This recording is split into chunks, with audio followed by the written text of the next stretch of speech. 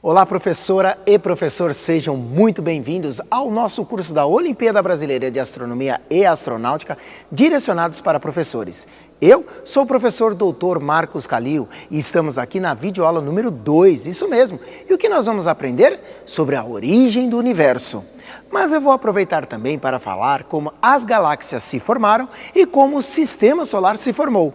Estão preparados? Então, rumo à aula número 2.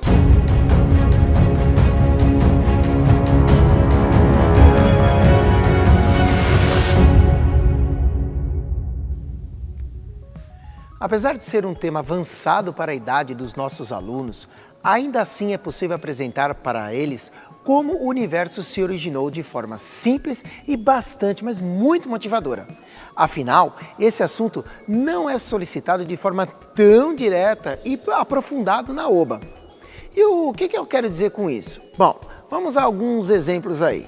Você nunca vai ver na prova da OBA algo como assim: como é que o universo se originou? Ou então, o universo está em expansão ou ele está em contração? Não. De fato, vamos combinar, né, professores? Nem deve se fazer uma pergunta dessa para as crianças, né? Vamos combinar isso. Mas então, como são solicitadas as perguntas na Olimpíada Brasileira de Astronomia? Perceba que, em 2019, na questão 4 da prova do ciclo 2, foi solicitado se um corpo é iluminado por outro ou então se ele tem luz própria. Eu sei que esse assunto não se refere diretamente à origem do universo, mas quando entendemos o mínimo possível sobre esse conteúdo, conseguimos compreender se um objeto celeste possui ou não possui luz própria. Outros exemplos podem ser verificados nas provas de 2014 e 2015 para os alunos do ciclo 2. Em ambos os anos, na questão 1, temos a proposta quem está mais perto ou mais longe. Novamente, eu sei que isso não se refere ao tema origem do universo. Mas durante essa aula, teremos a oportunidade de saber quem está mais perto ou quem está mais longe. Mas afinal, como o universo se formou?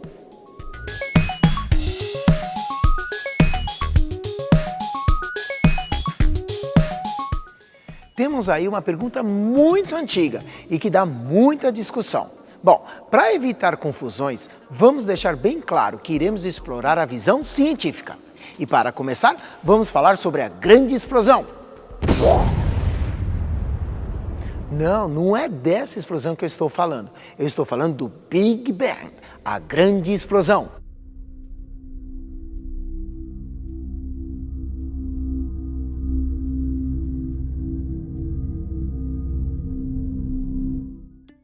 Agora sim está bem melhor. Mas devemos destacar 3 importantes informações. Primeiro, o Big Bang é uma teoria. Ninguém estava lá, ninguém viu isso aí, tá bom? Segundo, existem muitas outras teorias sobre a origem do universo. Porém, atualmente, no campo da ciência, a teoria mais aceita é do Big Bang. E terceiro, essa coisa de a grande explosão, na verdade, não é que ocorreu uma enorme explosão no espaço, com som e fogo saindo para tudo quanto é lado. Não foi bem assim. Afinal, pela própria teoria do Big Bang, nem mesmo espaço existia, né? Vamos combinar. Que dirá então o som, o fogo se propagando no espaço? Mas essa é uma outra história. O fato é que a expressão Big Bang foi mencionada pela primeira vez pelo astrônomo inglês Fred Hoyle numa série de palestras de astronomia feita para a rádio BBC de Londres. Mais tarde, em 1950, essa série de palestras foi publicada num livro, The Nature of the Universe. É interessante ressaltar que apesar de Hoyle mencionar a teoria do Big Bang, ele era adepto à teoria do universo estacionário. E mais, como aprendemos, o termo Big Bang não é o melhor termo a ser usado. Mas, na época, os jornalistas adoraram esse termo e começaram a divulgar na mídia. E assim ficou. A teoria do Big Bang leva em conta que as galáxias estão se afastando uma das outras, como então observado pelo grande astrônomo Edwin Hubble em 1929. E assim, lá no passado, elas deveriam estar cada vez mais próximas. E no passado muito mais distante, cerca de 13,8 bilhões de anos, deveriam então estar no mesmo ponto, muito quente. Uma singularidade espaço-tempo que se expandiu no Big Bang. O Big Bang criou não somente a matéria e a radiação, mas também o próprio espaço e o tempo. Este é o início do universo que podemos conhecer.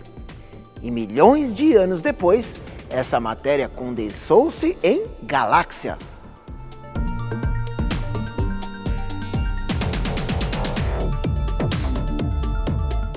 E neste momento, vamos nos limitar a discutir a formação do halo e do disco. Mas afinal, o que é uma galáxia? O que é um halo galáctico? Meu Deus, o que é um disco galáctico?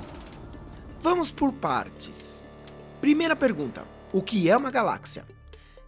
Denominamos galáxia a uma gigantesca acumulação de estrelas, poeiras e gases que aparece isolada no espaço e cujos constituintes se mantêm unidos entre si devido a múltiplas interações gravitacionais, sendo por vezes o seu comportamento afetado por galáxias vizinhas.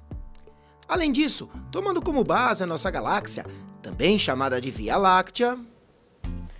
Escuta, como é que eu posso falar para o pessoal que quando a gente se refere à nossa galáxia é com G maiúsculo. E aí quando se refere às outras galáxias, a gente tem que escrever com G minúsculo. Peraí, acho que tive uma ideia. Vamos fazer assim, ó. Quando eu for narrar o texto, tá bom, pessoal? Quando eu for narrar o texto, eu vou pedir para o pessoal lá da edição colocar G maiúsculo para a nossa galáxia. Que tal? E G minúsculo para as outras galáxias. Beleza? Então vamos lá, vamos voltar ao nosso texto.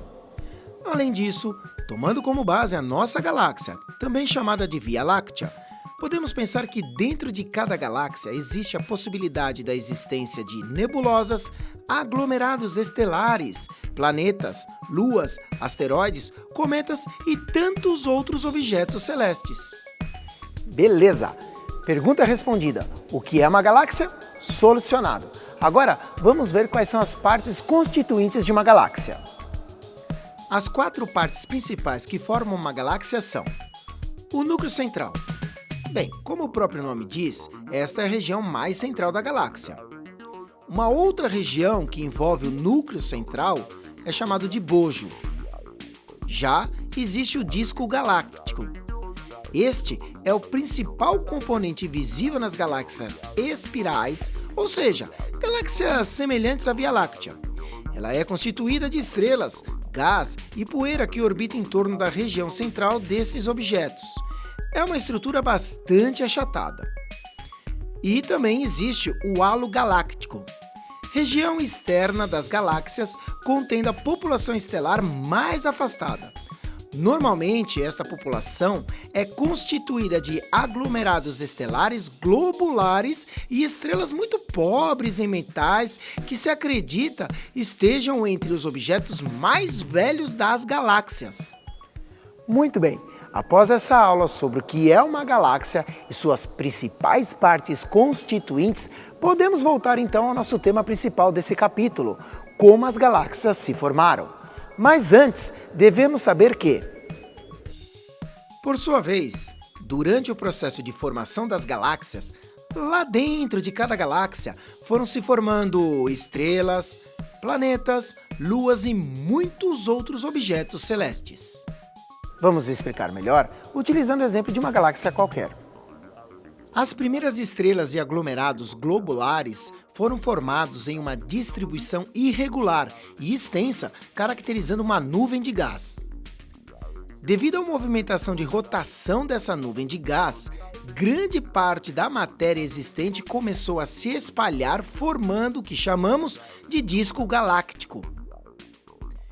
Com o passar do tempo, o disco se achatou pela rotação rápida que adquiriu, e aí as estrelas formadas dentro deste disco herdaram o movimento de rotação do próprio disco. A formação de estrelas no halo galáctico cessou quando todo o gás e poeira colapsou para formar o disco. Por isso, o halo é formado por estrelas velhas uma vez que as estrelas jovens, azuis e massivas do halo já fizeram a sua evolução há muito, mas há muito tempo. É interessante saber que muitos astrônomos acham que as primeiras estrelas se formaram muito antes em pequenos sistemas. Depois disso, esses pequenos sistemas se fundiram para formar as nossas galáxias.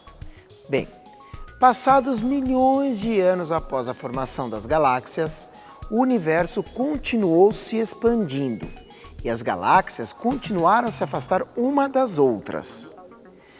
Bom, hoje em dia sabemos que o universo ainda está em expansão. Estrelas ainda se formam dentro das galáxias utilizando o quê? O hidrogênio original lá do Big Bang. Mas então, como se formaram as estrelas e os planetas?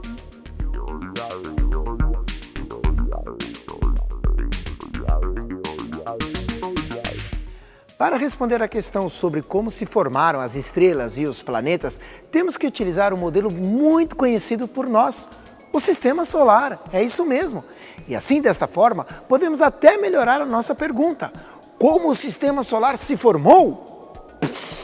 Entra a vinheta. Ih, já entrou, né? Tá, esquece. A procura por uma resposta coerente para esta pergunta foi responsável pela elaboração de mais do que imagina, 50 teorias científicas nos últimos 300 anos. Porém, de forma geral, podemos dizer que todas essas teorias podem ser separadas em 3 grupos, sendo elas turbulentas, catastróficas e nebulares. A teoria mais aceita entre essas 3 é a teoria nebulares. A teoria nebulares foi proposta de forma independente pelo filósofo alemão Immanuel Kant em 1755 e pelo filósofo francês Pierre-Simon Marquis de Laplace em 1796. Essa teoria, fundamento das teorias mais modernas sobre a formação do Sistema Solar, hoje é conhecida como a hipótese de Kant-Laplace. Segundo a teoria nebular de Kant-Laplace, inicialmente teria existido, na região onde hoje está o Sistema Solar, uma enorme nuvem difusa formada por gás e poeira. Essa nuvem, que girava lentamente, foi chamada de nebulosa protosolar. Devido à sua alta gravidade, ou seja, a gravidade que as partículas que formavam a nuvem exerciam umas sobre as outras, a nuvem gasosa teria iniciado um processo gradual de contração.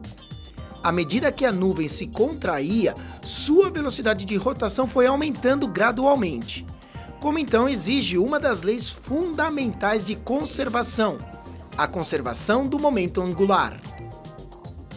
Consequentemente, a força centrífuga teria obrigado a nuvem a ejetar anéis de matéria. E posteriormente, esses anéis foram se condensando, o que levou finalmente à formação dos planetas.